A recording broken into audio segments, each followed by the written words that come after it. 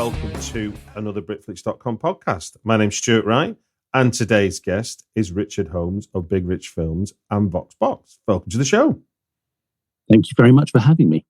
Now, I came across you at a masterclass event a long while ago. You were talking about how to make £1 million or how to make a film under £1 million. And you used the movie you produced, Eden Lake, as like a case study, I think, if I remember rightly. I hope I didn't, because that certainly was a little bit more than £1 million.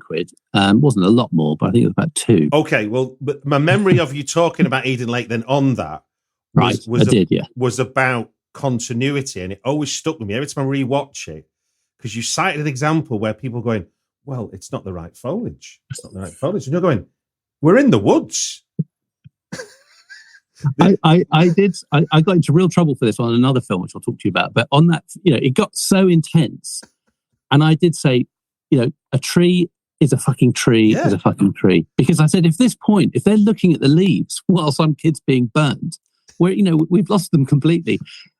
Anyway, I used that adage to try and get another job on a film, which I did manage to secure, called The Ritual, where I was a producer for hire. Okay. And it was, I do see it's a really well-made horror film, but it's in the woods. Saw it at the cinema.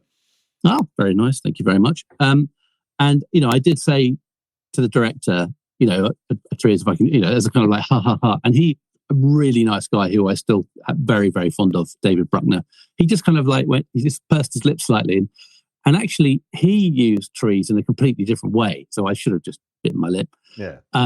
He used trees as sort of mood. And I'm not a director. And but once he explained to me what he needed and why, I was much more sympathetic to his desire to find the right kind of leaf than I was in the middle of the blood and guts of Eden Lake.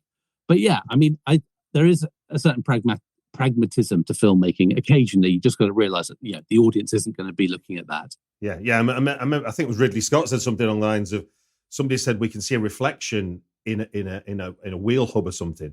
He said if the audience are noticing a reflection in a wheel hub, we've lost them. Yes. But the beauty of today's filmmaking is that if there's a reflection of the wheel hub, we will actually take it out in post. Fix it in post. It's true. You can get rid of all those things. I remember that when I first used digital, I made a film called Resistance, which is set in the Second World War in Wales. Yeah. And we were, you try and see rushes on the big screen as much as you can, but it was the first sort of digital thing I'd done properly. And I remember being in the final grade, and it was a big wide, and the grader went, someone's having a sandwich in a car. about a quarter of a mile away. And it was like, for me, because I'm old school, I went, oh no, and he went, and he just sort of penciled it out. And seriously? He took enough out of it to just make it something else. It was, it's pixels really anyway, but you could see that they were actually having a sandwich in the car. But yeah, so all those issues, which used to be catastrophic, and that were opticals. I don't know if you remember, if you're old enough to, if you can see opticals in old films, because literally the quality of the film, degrades 20% and then comes back again when the optical is finished. But that simply doesn't happen anymore. Ugh. Well, that's a roundabout way of me saying that's when I first came across you, hearing you talk. I mean, obviously I'd seen your films. I'd seen Eden Lake well before I'd seen you speak. And today we're going to talk about 3 films that have impacted everything in your adult life. But before we do that, we want to talk about a new project you're involved with, which is kind of adjacent to film. It's audio, isn't it? Is what we're doing. And it is. And I just wanted to stress that, my day job is producing, and I'm producing something, developing something with the BFI, producing something with Film 4, all of which takes up my day. But I've always been a sort of maker. I've always done stuff with my hands, mostly repairing. And if I'm being very honest, mostly not true, as in not straight and at right angles, like sheds, which aren't quite true. But I've always enjoyed making stuff. And during lockdown, I did that typical thing of, growing my beard and learning how to make bread and learning how to sew and all these things as it staggered on. And one of the projects was sort of thrust on me, which is my daughter was at Manchester doing music, and she came back in her second year, and she was absolutely flying. She was destined to get a first. And all of a sudden she was sort of thrown out of university with all sorts of projects to deliver. And she's a singer-songwriter. And so I built her, as I build people things, a little, well, I call it a little, she hated it because it was so big, but a booth that was made out of the plywood, acoustic foam and packing blankets, in which she could put a laptop and a microphone and do her project. And it worked in principle. In other words, it killed reverb and it made it sound decent. Yeah. But she absolutely hated it because it was smelly and it was, she didn't have a very big room and it just took over the room. So it was used, but resentfully, and it went into a skip, when she went back to university. So I forgot about it really. And then my son, sounds like, the Von Trapps here. My son he's a BBC Radio 4 comedy producer now, but he's also a comedian. And he did that thing. Bless him. He actually did it. He went, well, I'm going to write a book. I've always wanted to write a book. So I'm going to suck at home. And he actually wrote a book. It's extraordinary, really. And my wife, who's an actress, said, if the book turns into something that's readable, I'll read it. So I built another booth for her. And I didn't want to build a big smelly one. So I built one out of acoustic foam, which is that very brightly coloured closed cell foam, which again really works. And I've got the sort of 2 centimetre versions or 2.5. So, I built another version of the box. But this one, I realised that if I cut it a clever way and taped it a certain way, I didn't have to keep it as a box. It would kind of fold in on itself like a concertina. Okay. And my wife used it and she hated it as well because it was really wobbly and it also smelled of chemicals. So it was a limited duration. You could stay in it. But again, the principle worked. But I just couldn't get the hinges right, and it smelled and everything. So again, I put that away, and it was just sort of the thing Dad had made once or twice during the lockdown period. And the sort of eureka moment for me, and it's the same in film when you kind of get over a story problem or a financing problem, whatever it might be, it all starts to come together. Is one of my oldest friends, a man I've known over 50 years, as well as being an artist and a furniture maker and everything. He is a internationally known interior designer for offices. Oh, wow. So Google, Microsoft, that sort of stuff. And I went to visit him and he'd made this window blind out of this amazing stuff called PET felt, which is a felt, but made out of plastic bottles, 60% plastic bottles. Oh, and it's kind of it looks like a thick felt, but it's incredibly rigid and it's acoustic and you can cut it really cleanly, but you can't tear it. Anyway, it was like, Nick, what is that? And he told me what it was and how to do it. And he introduced me to this company. And so I remade my third box with all these kind of cuts and it didn't smell. And it was incredibly effective at killing reverb. I'm in one now on a mobile phone. And I think you'll agree it's a dry sound. No, it's lovely.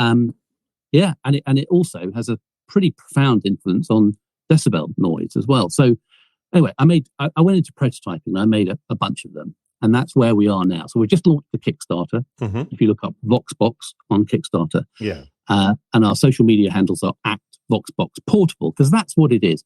It won't be better than what you have set up there, Stuart, because you've got a permanent setup. But if you're either starting out or you're forced by living in where most people live in small places with other people, that people don't want to sacrifice the sofa or the duvets or the kitchen table.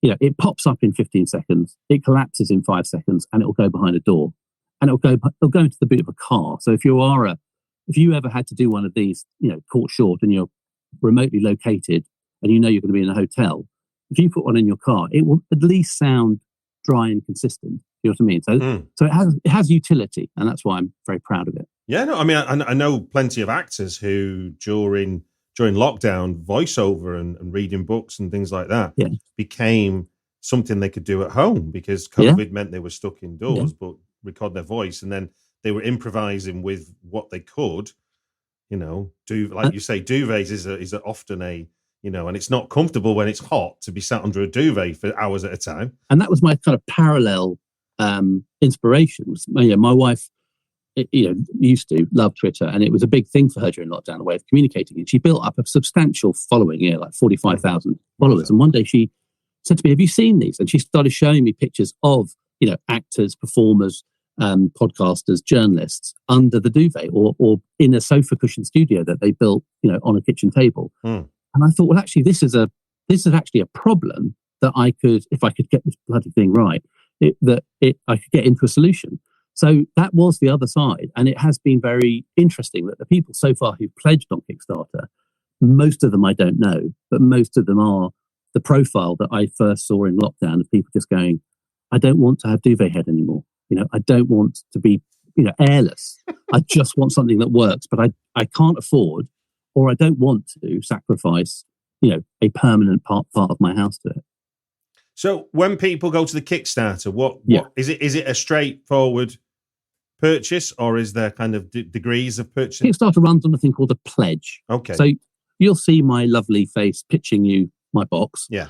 And there's other support videos and stuff. And then there's an option of they call it pledging. So you can buy for a discount to retail price, of course, because it's Kickstarter. You can pledge to buy a VOX box, and your pledge will only be called, as in cashed, when I've raised my full amount, which is an ambitious 45 grand, and I'm sort of 18% through it now after just a week and a bit. Okay. So it's only if I raise my capital through the pledges that your money will be called, and if it is, then I can go into production. I've got a minimum order quantity in order to make it for the price. I've got to order 500, and that's expensive. So that's why I need to raise the capital. Yeah. So, and then if it works, then you'll be getting your VOX box sort of late November, before Christmas is my rational ambition. And we're recording this Wednesday, 26th of July. So 2023. So what's the closing date for the Kickstarter? It's the end of August. End of August. Okay. Yeah. Brilliant. Well, thank you for sharing that. And thank you for having me, because it's weird. I'm 60 years old. And I've been a film producer all my adult life, really, all my working life at least.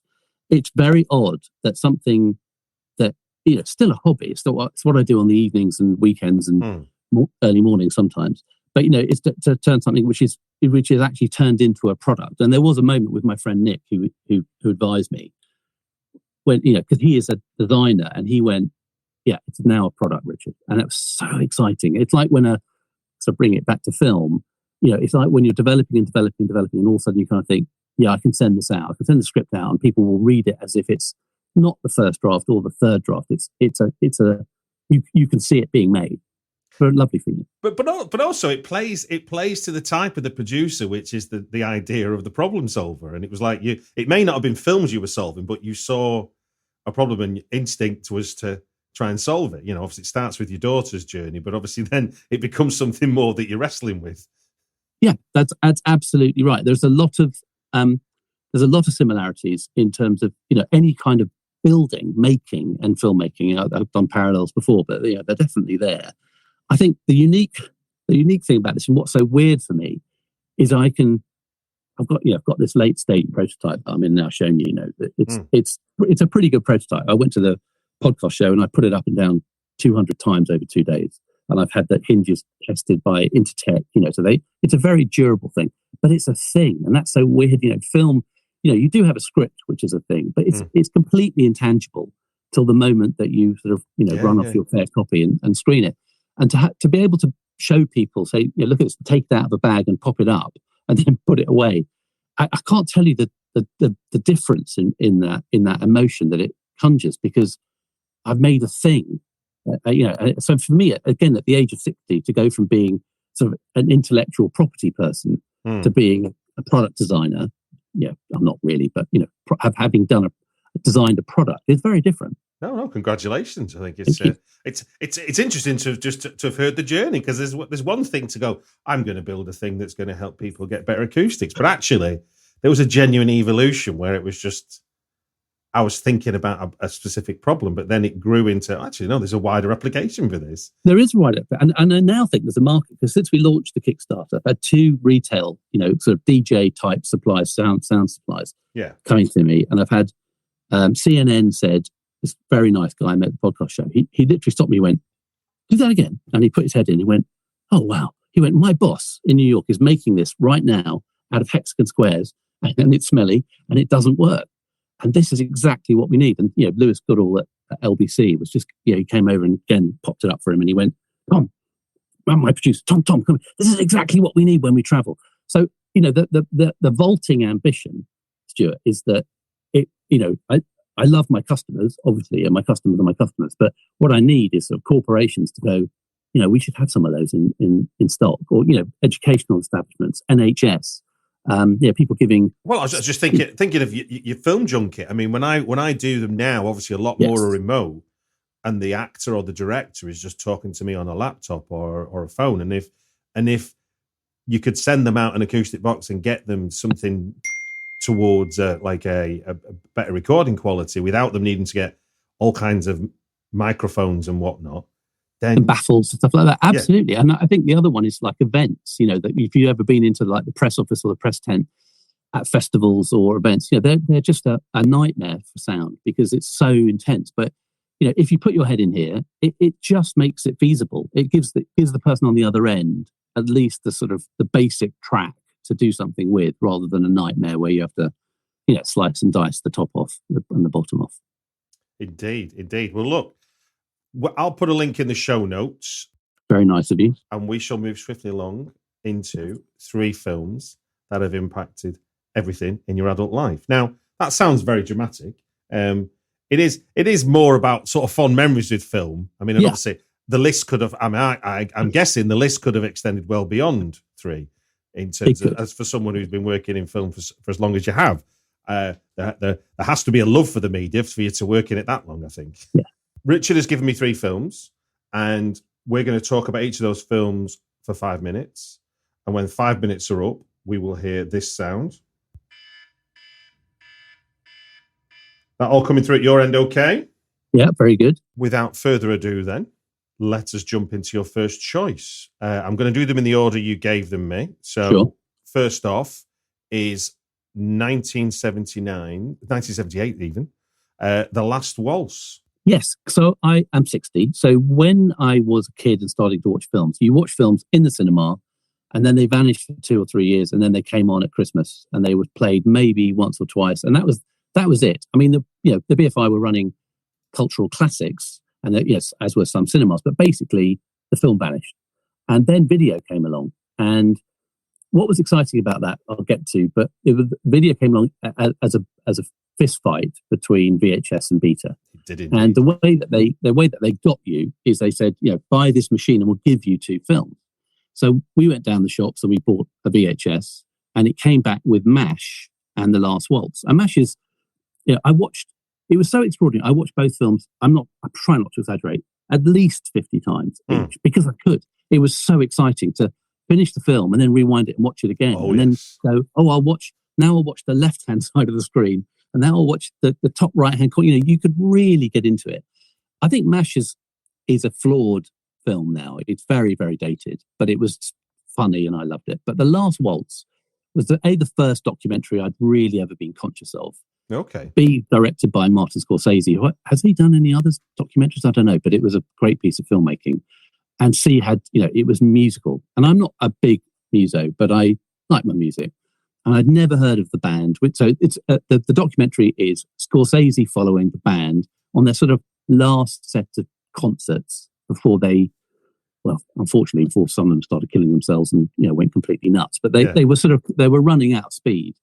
And so everyone they'd ever backed and everyone they'd ever admired or admired them came to play. And there's one particular song, which is, my funeral song, which I won't know whether my wife ever actually agrees to play it, but is The Weight by the band. Yeah. And the unique, so I would say it's not just The Last Waltz. It is this particular song. It's The Weight with backing from the Staple Singers.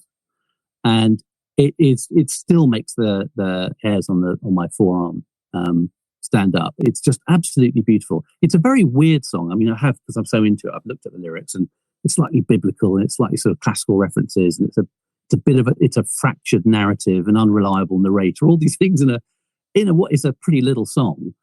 But the singers, the band all take a verse, and then the lead Staple sister, whose name I remember but I don't, she takes a verse as well, and the male Staple singer takes a verse. And at the end of the whole thing, she leans forward and says, very quietly into the mic to Robbie Robertson, the lead guitarist and singer, and she just goes, beautiful. just a little whisper, and it just makes me go every time. So if you get the opportunity, go onto YouTube and just look up The Wait, Staple Sisters singing. It's just marvelous.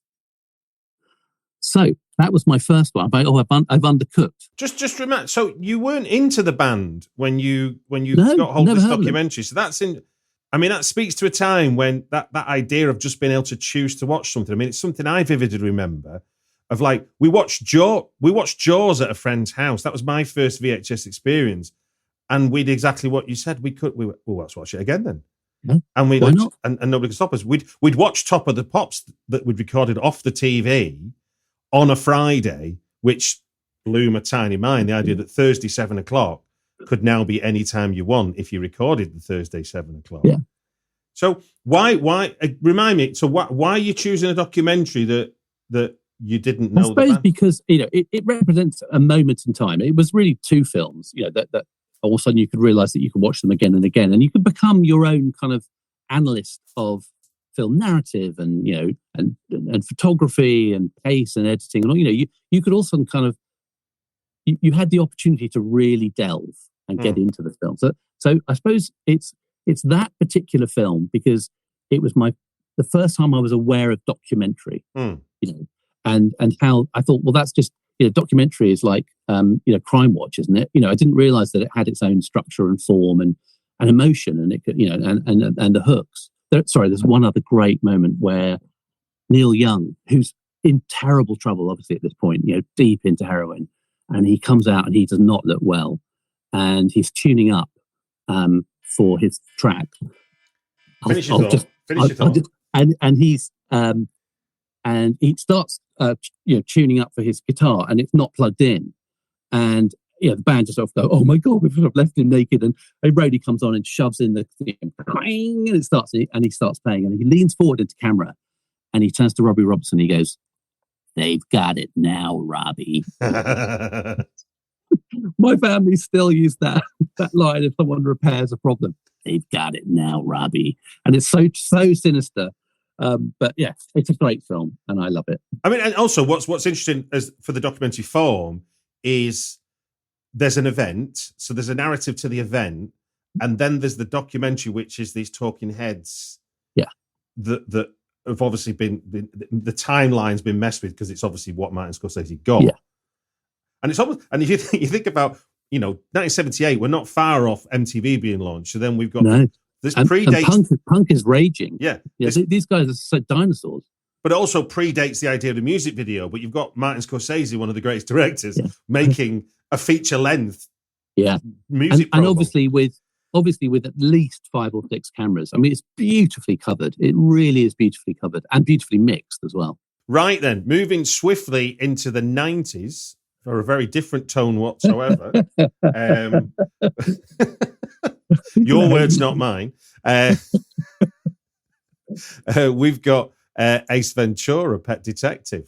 Tell us where this. I mean, this is a very different film than Last Waltz. So, why or where does this fit in your film memory? What is it that got you? Okay, so I was in town between meetings in Leicester Square, or near Leicester Square, and I thought, actually, I've got just enough time to see a film if I can, because I was on the 2:00 transition period, and there was either Police Academy 6, I think, or this thing called Ace Ventura, Pet Detective, and all I'd seen was the posters, and it wasn't big posters. It was like kind of a sort of dirty, quick and dirty posters that had been put up of this guy with a weird hair who I'd never heard of. And I thought, do you know what? I don't think I can face Police Academy. So I'm going to take a risk. I very rarely leave films, frankly, but I'll take a risk on Ace Ventura. And it started. And I have to say, I was laughing so hard within 15 seconds that I was out of control. I just couldn't believe how funny this opening was, which I won't ruin for you. It is worth seeing. It's Jim Carrey, pure genius. Because nothing happens. It's just wonderful. And I laughed and laughed and laughed. And then I got hold of it, and I used to watch it with my son just all the time. And it was I tried to introduce him to films, like things I think I mentioned, like Harold and Maude, and he'd just gone, I don't get this at all. So we used to watch, again, Ace Ventura on a loop, and we knew all the lines, and, it inspired him to, he's now a comedian, and he works for BBC comedy as a producer on the radio. It was a really formative film for me because, I like making comedies. I made things like Shooting Fish and Waking Ned. I'm a good audience. I'm an easy laugh. Yeah. But it showed me that a very simple idea, well executed with a fantastic comedic performance, could absolutely enchant and capture an audience who vocalize their appreciation. So I just absolutely loved it for that. And it was and it's kind of a family film for me, for my family. And I'm guessing, that was Jim Carrey's breakout, wasn't it? That was his. It was. And by the way, the film itself is pretty terrible. The last act is it can only be called transphobic. It's just that all the jokes are at the expense of a trans person. So please don't watch this and hate me. Just watch the opening act, maybe the second act, where it starts getting a little bit difficult. But the opening act is just ingenious because the character is so unpleasant. Ace Ventura is such an idiot and opinionated. He's not an idiot. It's actually obviously a genius, but he's opinionated and it's just what we would call an arse. But absolutely mesmeric. Now, you said you're in between meetings, so you're in London watching this film. Yes. Yeah. Do you remember what cinema you saw it at? I think it was at the Empire, or the one that's now View, before it broke up into a million. Yeah. So I was just thinking, could you? We're talking nearly 30 years now, 29 years since. Can you think about how much the cinema landscape has changed from then to now? For me, going to the cinema was always, I go a lot on my own. Yeah. My wife, married to someone who's not particularly keen on films or the experience of going to the cinema. So I used to go on my own a lot anyway. The landscape, I suppose, has changed by there being a sort of terrifying amount of choice, but now a sort of, a shrinking screen number. So, I am generally a very optimistic person, but I am pretty terrified at what the sort of medium term holds for the cinema experience. And, I've been to see Barbie, I'm going to see Oppenheimer.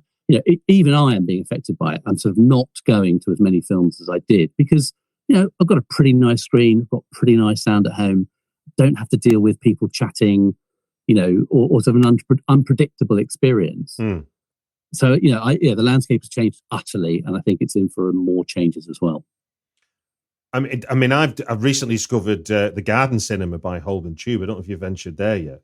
I've seen it, but I haven't been in. It's this beautiful Art Deco cinema where it is just for the love of film. There is no phone use, there is no chattering, and for a cinema that's in the centre of London, on most days they do a £5 matinee, which is the absolute future. I can't believe it. I've seen films that have played at Cannes Film Festival for a £5 in the centre of London, which is And the last one I saw there was I saw Strange on a Train.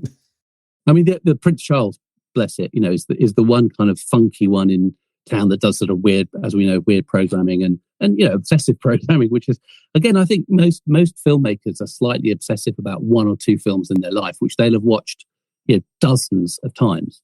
And I think that's very valuable. I tried to get into film school and they wouldn't I'm not blaming them, but they didn't let me in because I just didn't fit in. But, before, had that happened at an earlier era, I suspect I would never have really learned anything.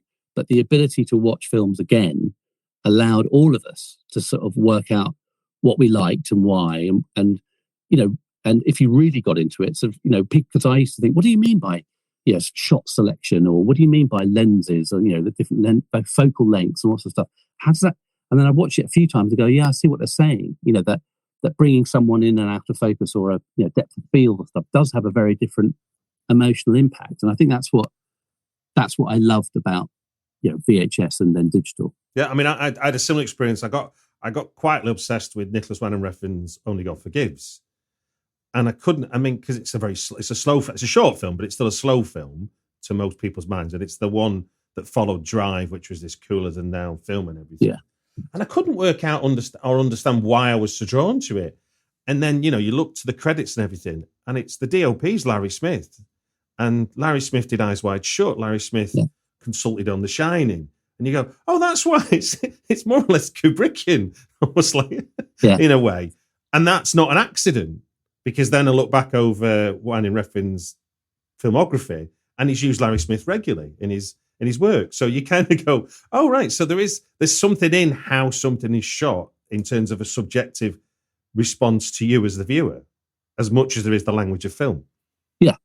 And that language of film becomes a kind of, if you like, a sort of common language, like almost like a dialect that we all speak, and we don't quite know, we don't understand it, but it starts to look odd if it's not there. And then every now and again a filmmaker will come along that sort of bumps it forward a bit by use of some technique or style, and then that again becomes part of the film language. And that's why some old films, narratively they just don't hold water, because they don't feel right.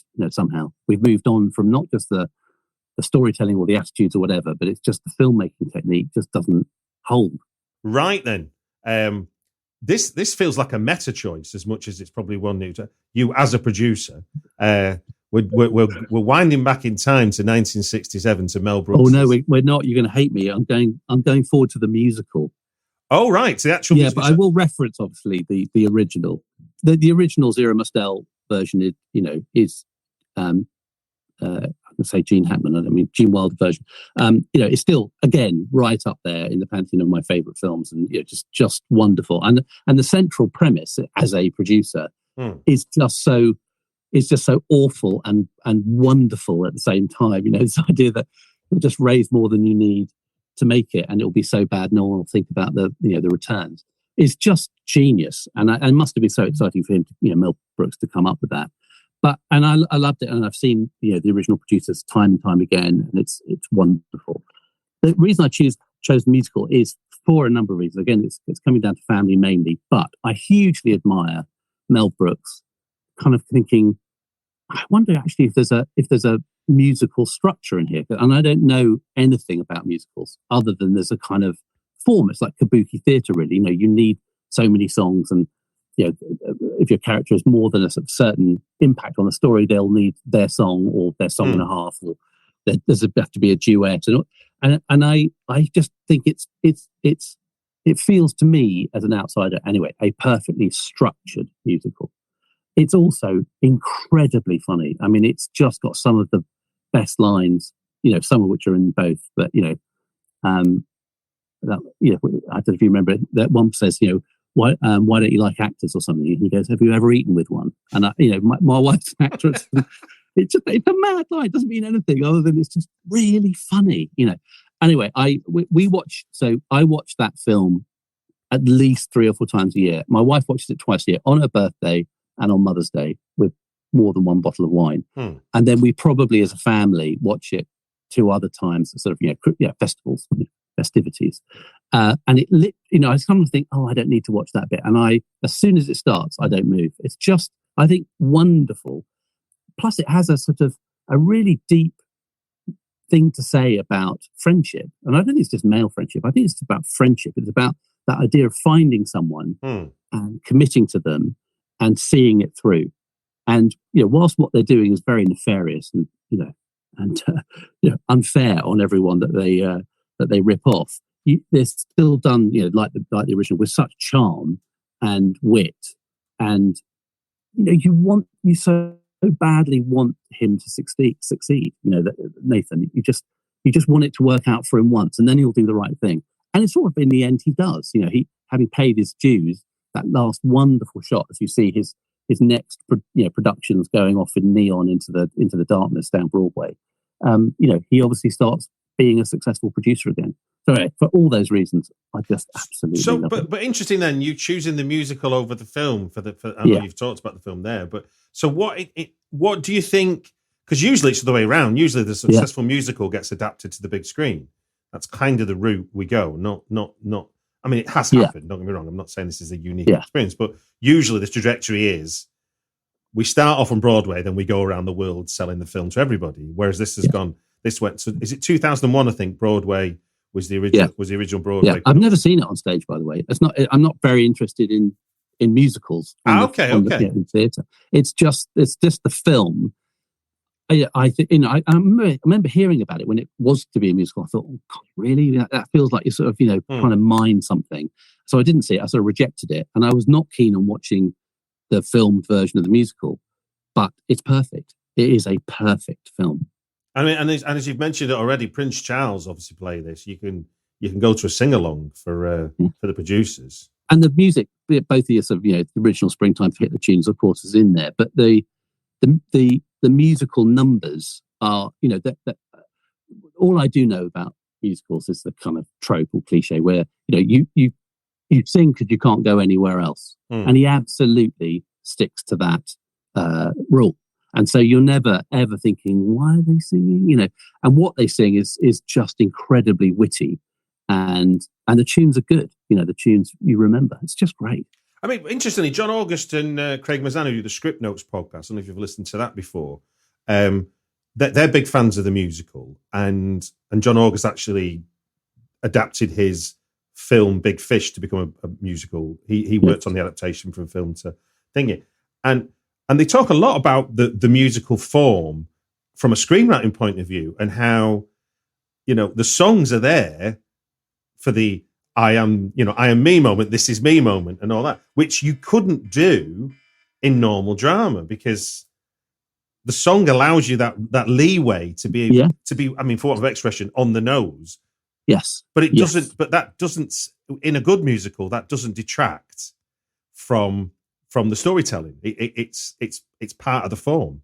Yeah. And I'm now sort of slightly inside the camp, because I made a film called Waking Ned about 25 years ago, which did well in America significantly. And that's now been a long journey, but that's now with as Matthew Broderick will say, a Broadway producer who is turning it into a musical. And I can see it, in my mind's eye. It does have, I think the ones that adapt well is they have sort of, great moments that you can, make into a theatrically dramatic form. But they have to have a big theme. And I think Waking Ned's big theme is about dignity. Yeah. It's about a community that is, on its legs and run out of, everyone's old, and it's starting to sort of fall away. And what their, again, nefarious act gives them as a community is sort of collective dignity. And I think that will therefore sustain people's hook,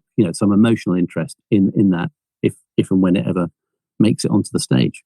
Now, this may seem like a crass comparison, but it's only because she's been on my podcast. I was lucky enough to interview Julie Ducournau about Titane, which you might not think there's a segue between that and musicals. But when I interviewed her, when I rewatched the film, because I was trying to think, I'm doing a junket, I need to think of some angle to make this interview interesting. And I realised that the first song and the last song were the same, but in two completely different styles.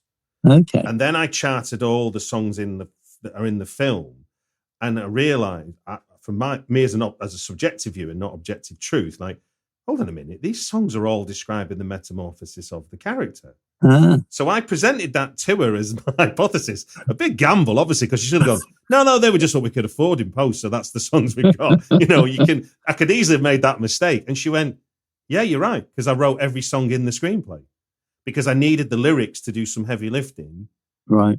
Which I know would be a producer's nightmare. And she said that herself. You say, I want future islands in the film, going, yeah, right, we'll see if we can. Yeah. No, and I think actually I saw that film in the cinema, and it's just kind of hackneyed expression, but I was literally blown away. I think two or three times out loud I went, oh my God. Yeah.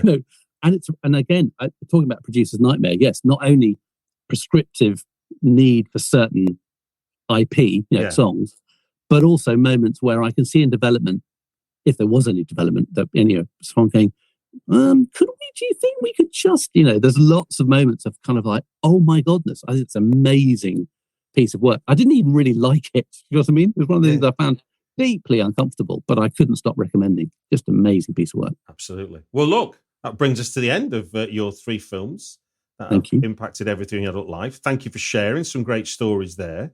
Do you want to just quickly remind people then? So VOX BOX is, and I'm recording this now on the 26th of July, and we're closing when on the Kickstarter?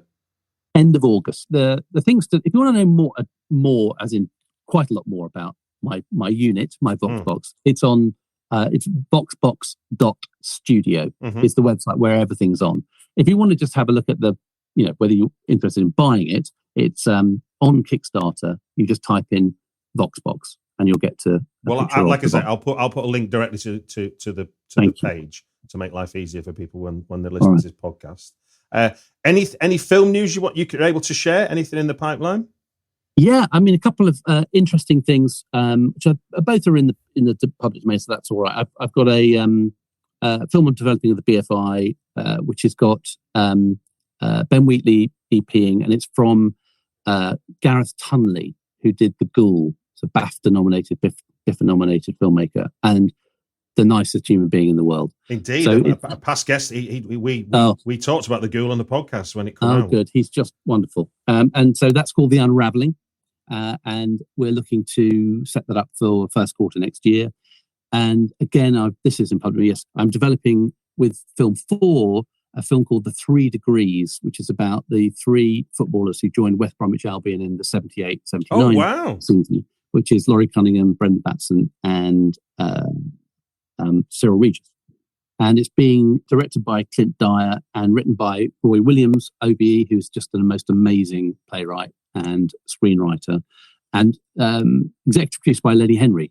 What we're trying to do there is tell an entertaining, Roy is a funny guy, Clint is a funny man, Lenny is a funny guy, an entertaining story, but what it was really like for those 3 very young men, they're all in their 20s or very early 20s, to be, through serendipity, to just find themselves in a very difficult place, Smethwick at that point for a person of colour. And they were these men were not social warriors. They weren't there to sort of, to try and change things. They just wanted to play football, and that's kind of what they came to. They realised that their only way of survival was to win, and they did. And it's a very funny, very fast pace of social change narrative film. It's not really a football film, although it's got some fantastic football in it. It's just about those 3 remarkable men and what they endured with such grace. I live right by Leighton Orient football ground, and as I come out of my door, to my left is a statue of Laurie Cunningham that was erected. I didn't know this till the statue was erected. The first British player to play for Real Madrid, but the first black player to play for England, which is amazing. Well, Cyril was, I think, the first black player to play for the under-23s, I think, and he got it was announced, and the next day he got a bullet in the post with a cut out letters saying, "If you step onto Wembley, we'll put one in your knee." Yeah, this is the bit I've still trying to put myself, and it's horrifying to horrifying, and there's still a lot of racism in football, as we know, and I'm not trying to sort of this film does not try to change the world, but what they endured was 30, 40, 50, 60,000 people from their own side and from the opposing side screaming at them and Sieg-heiling and throwing bananas at them, en masse. It is different now, and still horrible, but what they endured was like the wall of sound, and there's some fantastic moments of them in the tunnel coming out where they're just looking at each other going, just stick together, play the game, win, and we might be all right. But they were under a lot of physical pressure. Well, look, best of luck with that. Sounds amazing. Sounds like something I'd love to see. Best of luck with VOX Box, and it just gives me to say thank you very much for joining us on the podcast. Well, thank you for having me.